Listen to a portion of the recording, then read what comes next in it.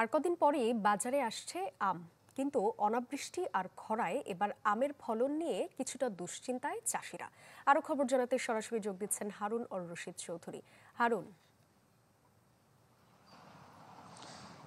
ঠিকই বলেছেন যে আসলে চাষিদের বেশ খানিকটা দুশ্চিন্তায় ছিল নওগাঁ অঞ্চলের, কিন্তু গত কয়েকদিন আগে নওগাঁ সহ উত্তরাঞ্চলের জেলাগুলোতে যেহেতু খানিকটা বৃষ্টিপাত হয়েছে, সেটি আসলে এই আম যারা বাগানি তাদের জন্য কিছুটা আশীর্বাদ হয়ে দেখা দিয়েছে আর কি।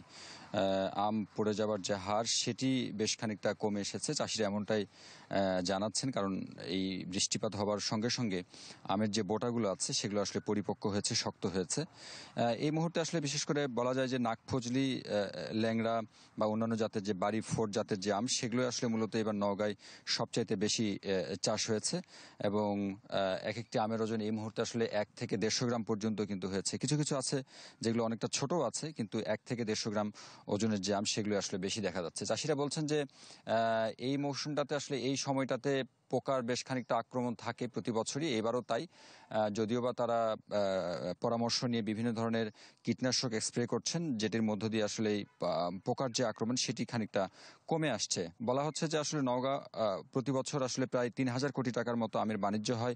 এইবারও যদি ঠিকঠাক থাকে সবকিছু, তাহলে আমের যেই ফলন যে আছে সেটি আসলে ঠিকঠাক মতো যদি ঘরে উঠানো যায়, তাহলে কৃষকরা আসলে লাভবান হবেন বা ঠিকঠাক মতো বাজারে আমগুলো পাওয়া যাবে, এমনটাই বলছে এখানকার চাষিরা।